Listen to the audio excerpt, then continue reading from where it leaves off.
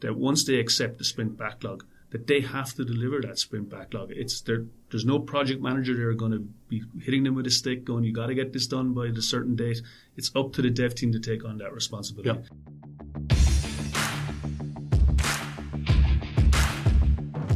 Welcome to episode 6 of the Scrum Dynamics podcast. This is co-host Neil Benson, and I appreciate you joining us. If you want to know how to apply the Scrum framework to improve the quality of your Dynamics 365 project, to save money, deploy faster, and have more fun, then you've come to the right place. In this episode, co-host Dermot Ryan and I discuss the development team in a Scrum project when you're implementing Dynamics 365. We'll cover what it means to be cross-functional and self-organising, how many developers should be in the dev team, and how the Scrum principles apply to the dev team. And if you can hear a little noise in the background, that's one of our dev teams in the next room running their daily Scrum. I apologise for the noise, but I hope I managed to edit out most of the screaming. Let's go! This episode is sponsored by KingswaySoft.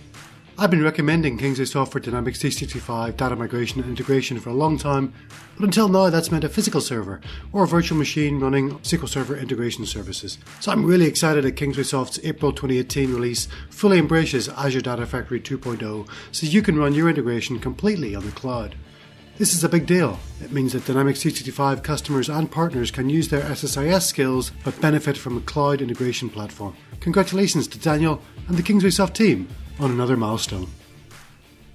Dermot, welcome to episode 6 of the Scrum Dynamics podcast. Great to have you here. Great to be here, Neil. Thanks. Yeah. How are you today? I'm great. Lovely sunny morning here in Sydney. We've got Dynamics 365 Saturday kicking off this weekend. So we've got the boot camp today with some special guest stars. Ulrich Carlson and Ben Vollmer are over from the States. And we've got tons of presenters lined up for the main event tomorrow. So yeah, really excited. Fantastic. Big day planned in. Yeah, looking forward to that.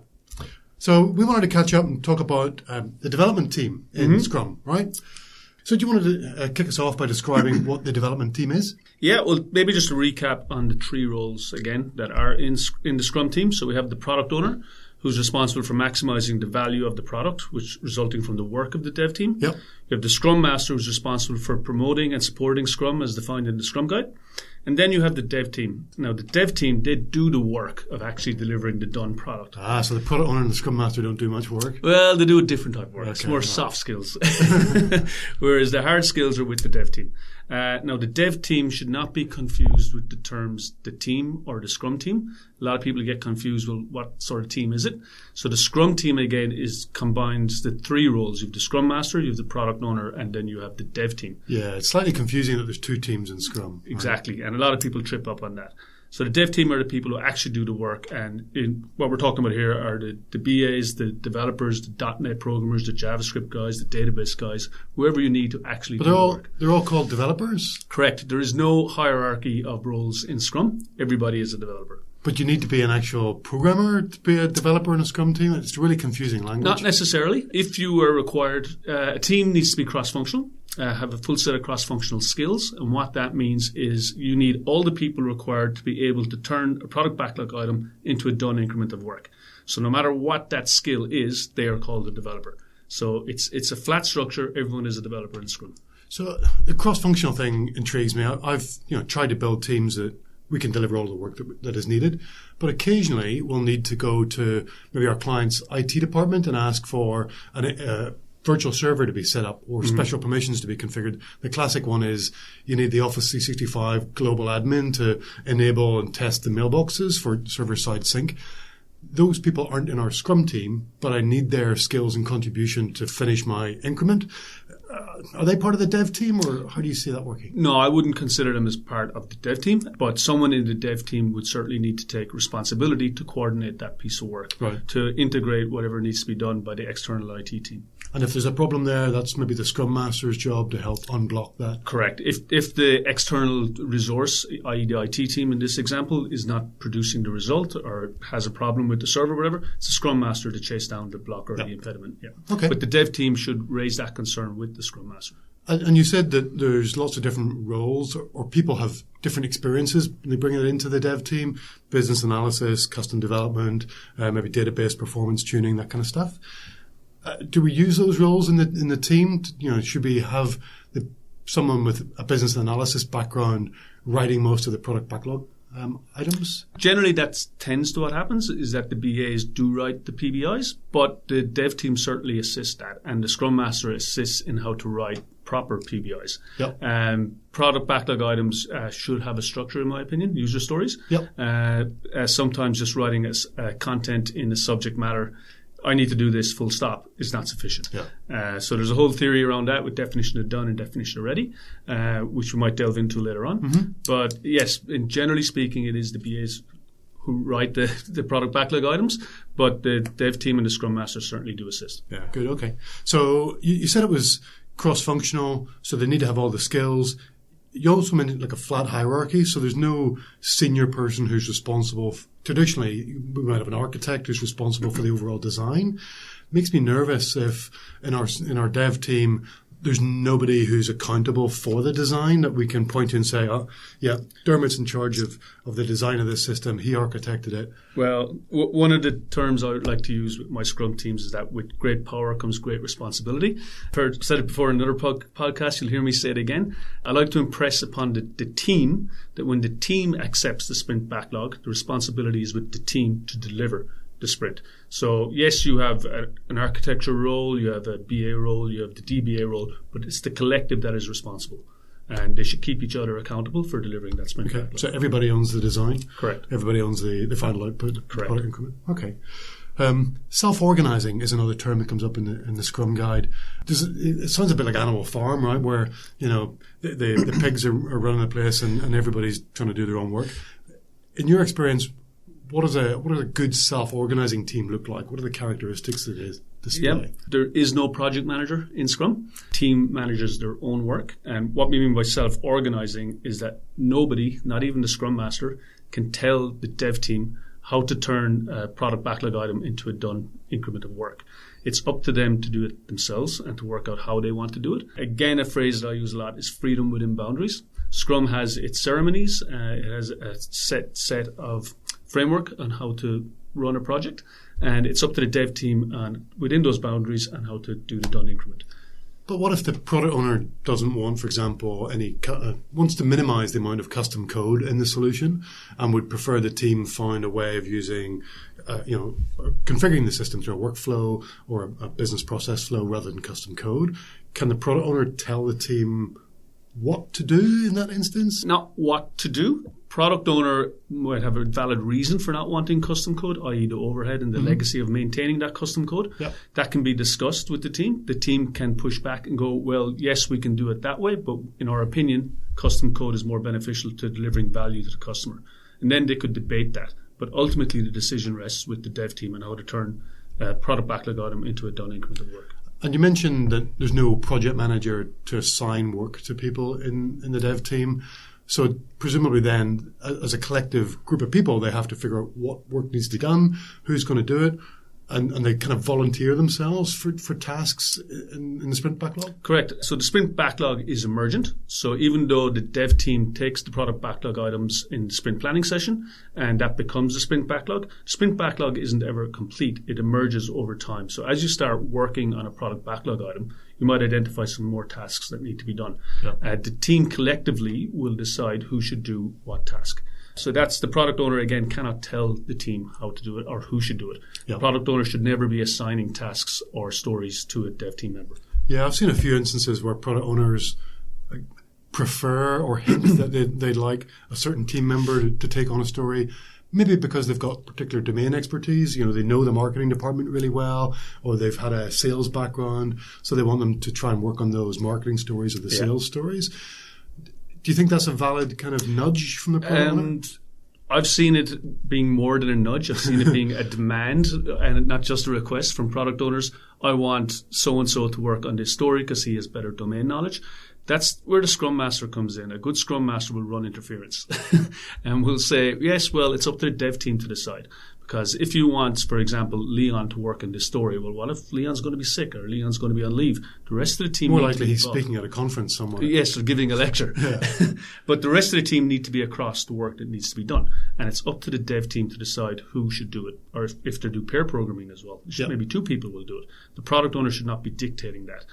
Of course, they can voice their request and the dev team can listen to it but they're not obliged to follow it. Yeah, I've part of the cross-functional piece for me is about rotating the people who specialize in different parts of the system so that everybody in the team has got a broad sense of how the portals are configured or how the sales order management process works or how the recruitment process is being configured so that we have that fungibility. So if somebody's working on another story or off or away, the team isn't blocked from making progress in a particular part of the system. So yeah, like certain people might have specialized skills in different areas of focus that their expertise is in, but the accountability for the sprint belongs to the whole dev team. And does the same apply to the type of work? So if there's a piece of testing that needs done, maybe the person who's got the deepest skills in testing isn't available. Should somebody else pick it up and do it, or should we wait?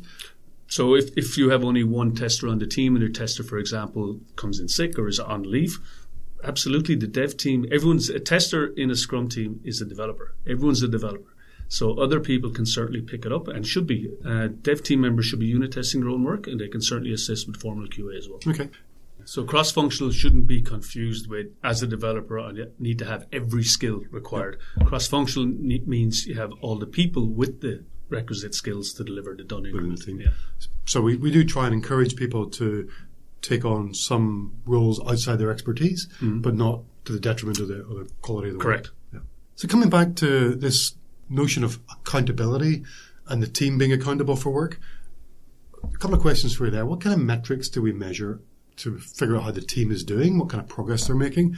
But also many organizations, ours included, have a quarterly or semi-annual or annual performance review, and that's not at a team level, right? That's always at an individual level. Yeah. How can a line manager assess the performance of an individual within a team if all we've got are team-based metrics? Okay, so the first point you asked there was about sprint metrics.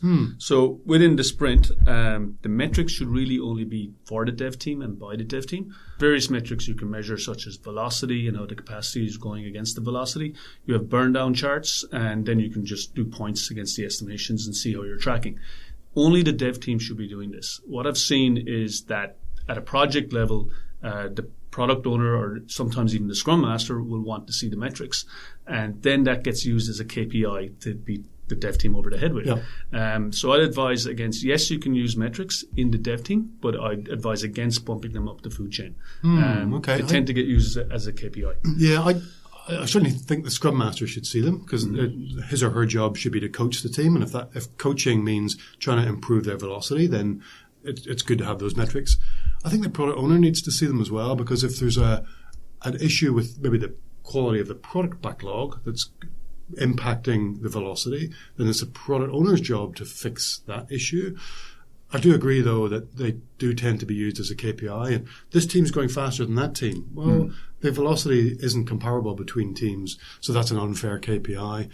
And sometimes product owners are tempted to push the team to go faster than they did last sprint, which again is unfair as well. And also be careful sometimes with the product owner. When they see the stats, they might go through them on, say, if you use Jira to track user stories, and go, well, Leon delivered 5 user stories today and Lachlan only delivered 1. Why is that? Yep. Again, it's becoming a metric and a KPI, which I'd advise against. It's really for the dev team to track their progress toward the sprint goal. Remember, the sprint goal is paramount. That's what we're working to achieve here.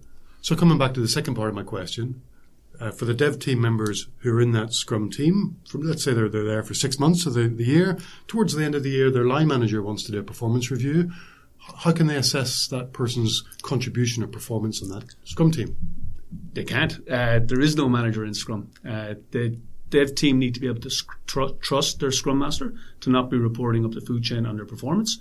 We're here to do a piece of development work. We're here to get some product backlog items, turn them into a done increment of work, delivering value to the customer. And there needs to be that level of trust. The dev team need to be able to trust the Scrum Master, and the Scrum Master need to be able to trust the dev team and the product owner. If they're reporting back up to program managers or line managers, then there's going to be a lack of trust there. So to answer your question is no, there isn't feedback. So as a line manager, I've got several people on my team who I'm not involved in their Scrum projects, but I want to assess their performance. It's really tough. So the way that I try and do it is just to coach that person every week. So try and distance myself from their project, but ask them how they're getting on, what kind of skills they're learning, what kind of feedback they're getting from their team, what kind of feedback they're getting from, or coaching they're getting from their Scrum Master, and the interactions they're having with the product owner. And I try and assess it that way. So it's coaching the person to try and make sure that they're providing me evidence that they're evolving their skills and improving their performance, kind of a week over week process. But I'm not asking for metrics from within that team. So as a line manager, you're asking the individual, how are you progressing? But you're not asking the Scrum Master or their colleagues, how is this person progressing? No. But I do ask the client, typically the product owner, how our team is doing. Yes. And I quite often get feedback on individuals. Right. But that's not something I'm seeking out. So you're doing that as a line manager. As a Scrum Master, I wouldn't be allowed to do that because that would be breaching the trust of the dev team. Yep. Let's talk about the size of Scrum teams, or in particular of dev teams. Yep. So the team size should be small enough to remain nimble and be able to be agile and get work done, but large enough to complete significant work within a sprint. So typically the Scrum Guide says no more than 9. I've seen different figures bandied about 7 plus or minus 2, 3 to 9. I would definitely advise not going over 9. I've been on dev teams that have been bigger than 9. It ends up being unwieldy, and the large development teams generate too much complexity to be any useful. The product owner and Scrum Master roles are not included in the team size in this count unless they are also executing work in the sprint backlog, which sometimes that the Scrum Master might do. So typically you're looking at between 3 to 9 people, but definitely no more than 9. So let me throw a couple of scenarios at you of projects that I've run or been involved in the past. One was at Guy's Hospital in London. We're working in the medical physics department who maintain all the hospital equipment. It was just me. I was the only developer in the team. Can you be a team of one person? Team of one. I sat opposite the product owner. He was like a senior engineer from the medical physics department. And for the first half of the project, I was it. I was acting as the Scrum Master and as the developer. And then after probably the first few months, I was joined by Greg Owens, who's a really talented Dynamics developer. And Greg and I finished the project together. Is that Scrum? Can you have a Scrum project of 1 and then 2 people? No. I would advise that you need at least 3 people. That's just 2 people having a chat and doing a piece of work. Even if you have all the requisite skills to get the work done? In my opinion, no. Okay. Yeah, you need 3 plus. What about being too big? So I think of a project at American Homes for Rent. We started out with 6 or 7 people. That grew pretty quick. We were working on a couple of different work streams. I think we probably had 10 or even 15 developers at one point. And that usually also means that the product owners got assistance as well. They've got some proxies, some business analysts to help them out, maybe a project manager to do some of the resource and budget management. And the Scrum team ended up looking like 20 or even 30 people. I think you and I both know that's too big. How can we handle it when it gets too big? So problems, I've been on similar teams, and the problems I've found with more than 9 people, and like you said, the product owner ends up getting proxies. So the team, the bigger team, not just the dev team, could be 15 to 20 people. What I've found is that more than 9 in the core dev team requires way too much coordination, and there's too much complexity for an empirical process to be useful. So you need to start thinking about, should you split the teams? So there are frameworks and methodologies out there like large-scale Scrum and SAFe, Scaled Agile Framework, that you can use to scale the teams up. Yeah. So if you start getting into the 9 plus 10 people in a dev team, I'd certainly look at splitting the team. I think the trouble is that you start as a team, you want to remain as a team, and it kind of feels like breaking up a good team that's producing good work.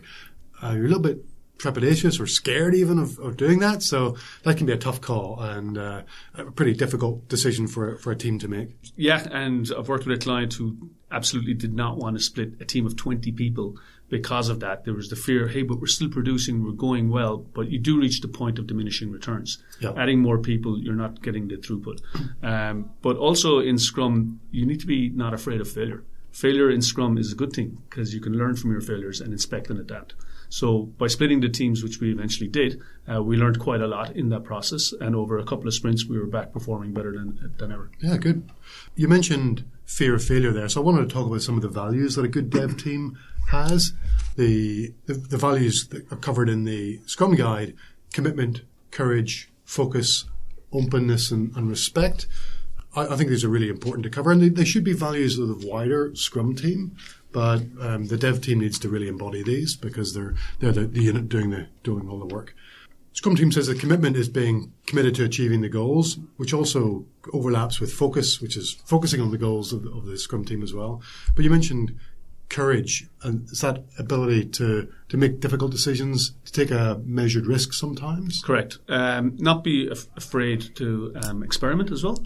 And you're always, the sprint backlog is emergent, and the dev team should not be afraid of, investigating, is this a better solution that will deliver better value to the customer? You don't just follow the Scrum Guide because this is what the Scrum Guide says, or you don't just follow a strict process within your sprint. Inspect and adapt along the way and make changes as need be. Yeah, good. Another part of the commitment for me is being committed to this project, trying not to be distracted by prior projects if there's kind of a support request that comes in, and it's very hard to be committed to this project if you're working on one or two others at the same time. That's often not in the developer's control. So that's part of the organizational agility, is to understand that mindset of being able to keep people focused on one piece of work. Openness and respect, I think, are a couple of values that some organizations starting out on the kind of agile transformation or adopting Scrum for the first time have a little bit of challenge with, because they're maybe not used to operating in an open environment, giving honest and constructive feedback in the moment. That can feel a little bit brutal for people. Yep. And sometimes when we get to the retrospective as well, people struggle with that. And like we've mentioned before in a different podcast, a retro can sometimes descend into a blame game. But if you push the values of openness and respect and keep it about the process, keep it at a higher level, that we are here to improve how we deliver done increment, and it's about delivering business value. It's not about the individual, about blaming people. If we keep it at a process level, we can improve the openness and respect. Yeah. And the last one there is about respect and believing that everybody's bringing their best game to the team, that they're professional and capable and they've got the skills, and valuing their contribution. Yeah, so. And nobody comes to work to make mistakes and to stuff up. If somebody makes a mistake, we learn from the mistake. We try to keep blame to an absolute minimum. So Dermot, one of the questions I get asked a lot about the development team is, does every member of that team, every developer, need to sit in every meeting, the Scrum events, and the daily Scrum, the sprint planning, the estimating, the sprint review, the sprint retrospective? Yeah. In my opinion, yes, they do have to be there. If you think about it, the stand-up is for the dev team and run by the dev team for themselves, where they discuss what they're going to work on in the next 24 hours to reach the sprint goal. So absolutely, every dev member needs to be at the stand-up. Yeah, agree with you there. Yeah. Then we have the planning and the estimating. So that's where you're planning the sprint, where you're selecting product backlog items to be brought into the sprint backlog, and you're doing the estimating of the work that needs to be done. So again, this is the dev team who will be doing this work. The dev team needs to be making the estimates. No one else can do the estimates on behalf of the dev team. So they absolutely have to be at the planning and estimating. Yeah, I agree with you that they should all be there. I've had a couple of developers who don't feel that they have sufficient experience of the process in general, like the estimating process. Maybe they're new to the Scrum team, or they don't feel that they know that particular requirement well enough to estimate. Do you think we should still encourage them to put an estimate in there, or sit this one out? Certainly be at the session. By being at the planning and estimating sessions, if they were not in the grooming session for that particular user story, they're now getting exposure to it, which is a good thing. And in the estimating session is where the dev team discuss the work to be done, not an individual. So if only one person groomed that story, they should present it back to the team as a collective. Yeah. And it's the collective that should make the estimate. Good, okay. And then this covers sprint planning, the sprint review, where we're demonstrating the finished increment to the product owner and to the other stakeholders, and discussing the product backlog. Does everybody need to be there? Is it a waste of time for all the dev team? Again, in my opinion, everyone should be there. Again, we're showing back to the client what has been developed with the done increment, but it's also where we look forward as well and look at what we can do for the next sprint as well. So everyone needs to be in that room. I've found some people maybe don't have a feature that they want to demonstrate, but they're listening to that feedback and they're making a mental note of adjustments they should be making, maybe advice they need to give to the product owner about adjustments to the backlog. Yeah. And that advice can be really good when they think about the next stories they're going to work on the following sprint. And I don't think we should underestimate the power of osmosis. That's why one of the reasons Scrum says we should all be co-located. You can just pick things up by sitting with people. You may not be actively involved in some sessions, but you can pick up a lot just by being in the room. Yeah, okay. And then the final one is the sprint retrospective. Everybody needs to be at that one as well? 100%. The retrospective is where we inspect and adapt the sprint just finished, and we look at what we did, what we could do better, and what actions we can take going forward to improve the process. If someone is absent, their voice isn't going to be heard, and they're also not going to be aware of any improvements that we want to make going forward. So absolutely, everybody should attend the retrospective. And then the final one is, it's not really a Scrum event. Scrum says you should refine the backlog from time to time. I formalize that into little story time workshops. Generally don't think all of the development team needs to be there for those. It just uses up too much capacity if we do that. So we maybe just have a couple of people who know that particular part of the product really well or that part of the business really well. The danger is, though, that we can be tempted to estimate during those workshops. Do you think that's a good idea? Is that a good use of the time? So I've mostly worked with larger Scrum teams, and like you, I think, yes, we should break it up into smaller workshops. So what we've done in the teams I've worked with is maybe 2 developers would sit with a BA to groom a user story, and they might do a high-level estimate themselves. Then when we go to the planning and estimating sessions, that those 2 developers will present that story back to the rest of the dev team. I would maybe have the product owner use that for prioritization purposes, but I wouldn't tell the dev team because then you get into this notion of anchoring their own estimate because somebody else has already given an estimate. Anything else, Jeremy, you wanted to cover? No. The dev team, the big thing to remember is that with great power comes great responsibility. It's my phrase. The dev team, once they sometimes struggle, especially new dev teams, that once they accept the sprint backlog, that they have to deliver that sprint backlog. There's no project manager there going to be hitting them with a stick going, you got to get this done by a certain date. It's up to the dev team to take on that responsibility. Yeah. That's one very important thing with the dev team. And the other very important thing with the dev team is that nobody, not the Scrum Master, not the product owner, not a project sponsor, can tell the dev team how to do the work. It's up to the dev team to make that decision. So that needs to be clear. You get a lot of clients, especially sometimes product owners, who want to tell the dev team how to do it. And a good Scrum Master will run interference on that. Good. Well, talking about good Scrum Masters, Dermot, I believe this is your last day with KPMG. Yes, it is. I've had a really great time here, Neil. Great working with you and some fantastic people. I'm moving on to an exciting position with CBA starting next Monday, so really can't wait for it. Good. Bigger and better Scrums. Good luck, Dermot. Thanks very much for your contribution here. Thanks, Neil. And let's keep the podcast going. Absolutely. Loving these sessions, and let's get some more. Excellent. Well, thanks, everybody. We'll join you in the next episode. Our mission is to have every Microsoft Dynamics 365 project succeed using Scrum. If you'd like to learn more about Scrum and become a certified professional Scrum Master, visit crm.audio/Scrum Dynamics to get discounted access to the Introduction to Scrum from Microsoft Dynamics 365 course.